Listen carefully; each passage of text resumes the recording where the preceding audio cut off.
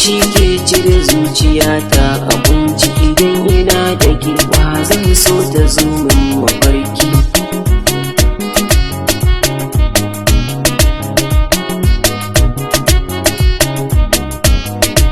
Yanzu dukkan kalaman su na baki na birzo gare ki zan dinga tunda cikin ta fadar ki na zo gare ni ke dagantu ta sanar da su ni ne gwarzo a gurin ki ma babu abin da zai sakan gezo.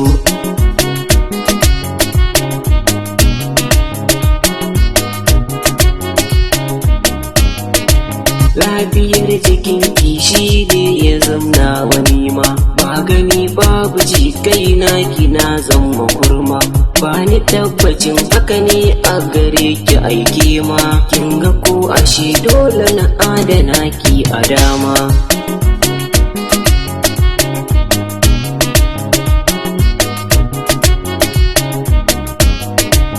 Kofani na kyau wace ce za ku yi kamama ta wuce ko duk ɗan matan gatse na faɗa ma kun ga ko ashe dole na adana ta a dama garkuwar ku ce dole ku bi ta ku yi jinjina ma.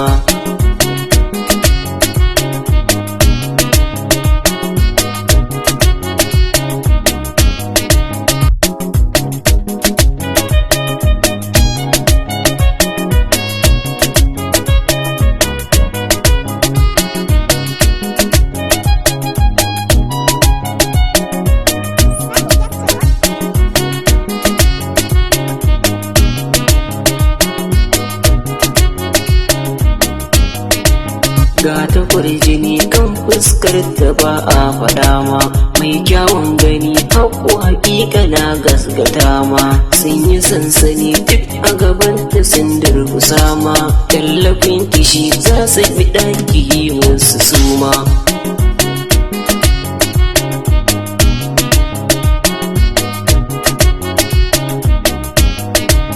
Na yi santuwa tun da na samu tauraruwata sanni yar uwa babu kamar ki a zuciyata ba ni damuwa tun da akwai ki tauraruwata gani nan tafi sai ki jira ni attajirata.